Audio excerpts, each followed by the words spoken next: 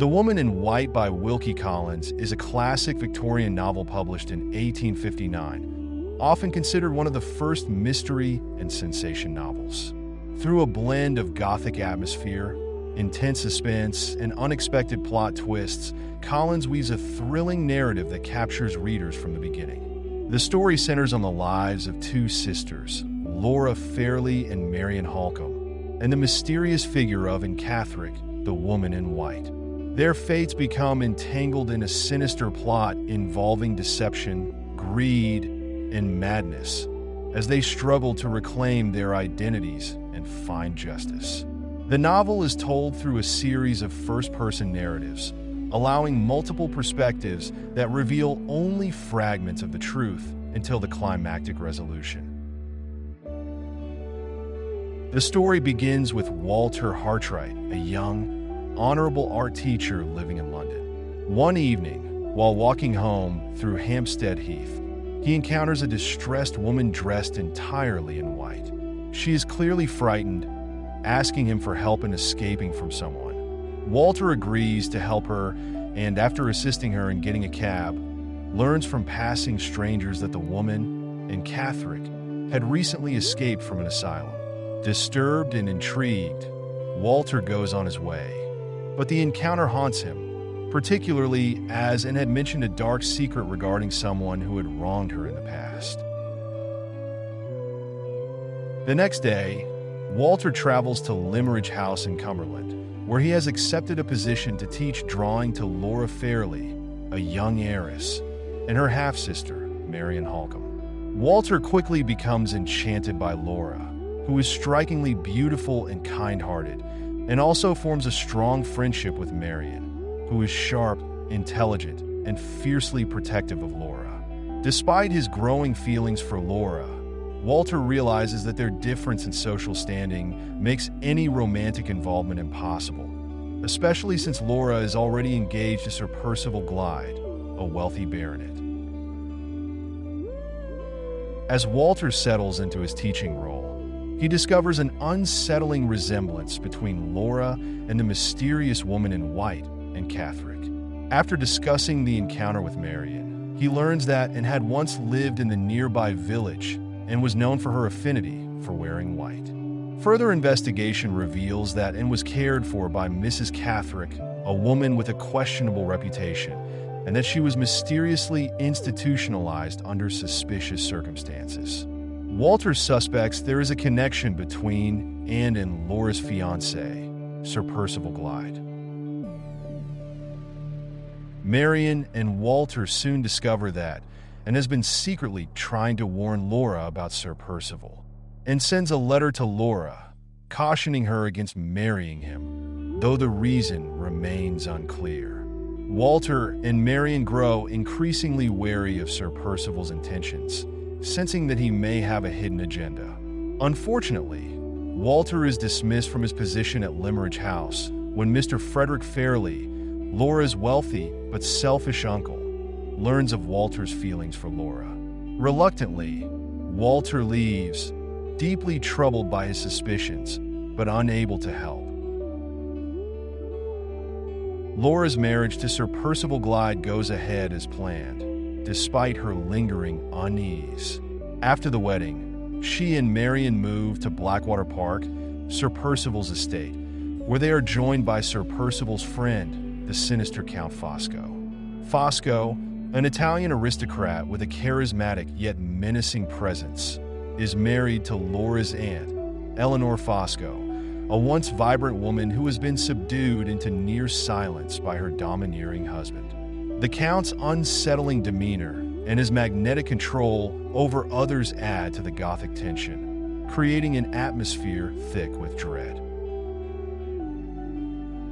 At Blackwater Park, Marian becomes increasingly suspicious of Sir Percival and Count Fosco, who seem to be plotting something involving Laura's inheritance. Marian soon learns that Sir Percival is desperate for money and has a dangerous secret he is hiding. Determined to protect Laura, Marian bravely eavesdrops on a conversation between Sir Percival and Count Fosco. She discovers that they plan to exploit Laura's fortune by having her declared insane and institutionalizing her, thus gaining control over her wealth. Marion is horrified but is unable to act immediately, as she falls gravely ill after being caught in the rain while overhearing the conversation.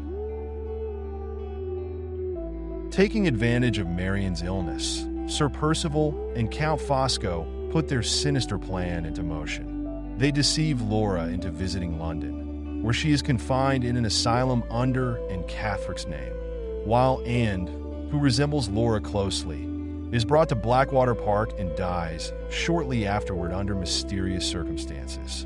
This horrifying switch allows Sir Percival and Count Fosco to legally inherit Laura's fortune, as the world believes that Laura Fairley is dead and buried, while the real Laura languishes in an asylum under Anne Catherick's identity.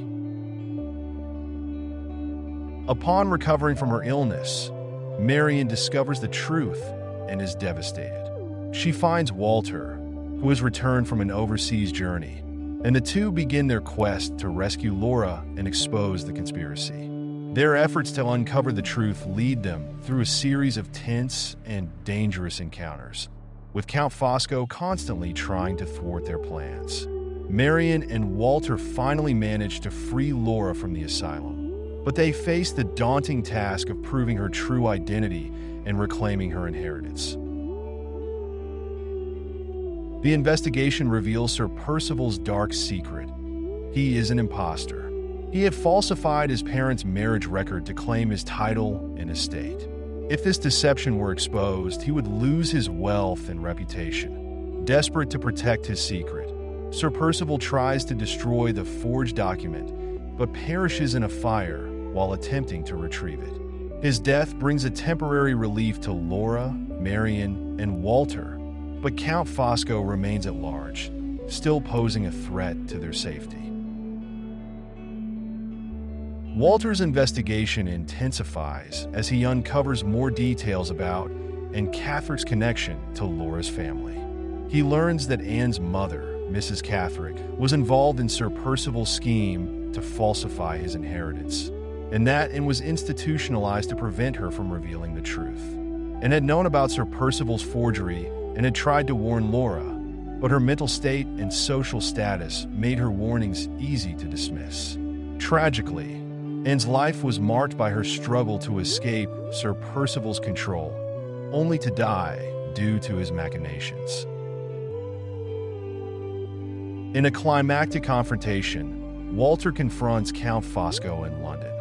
Fosco, realizing that his crimes have finally caught up with him, agrees to sign a confession detailing the conspiracy in exchange for safe passage out of England. Though Fosco manages to flee, he ultimately meets his end at the hands of a secret society he had once betrayed, ensuring that justice is served. With Fosco's confession, Walter and Marion succeed in restoring Laura's identity and inheritance, though the scars of the ordeal remain.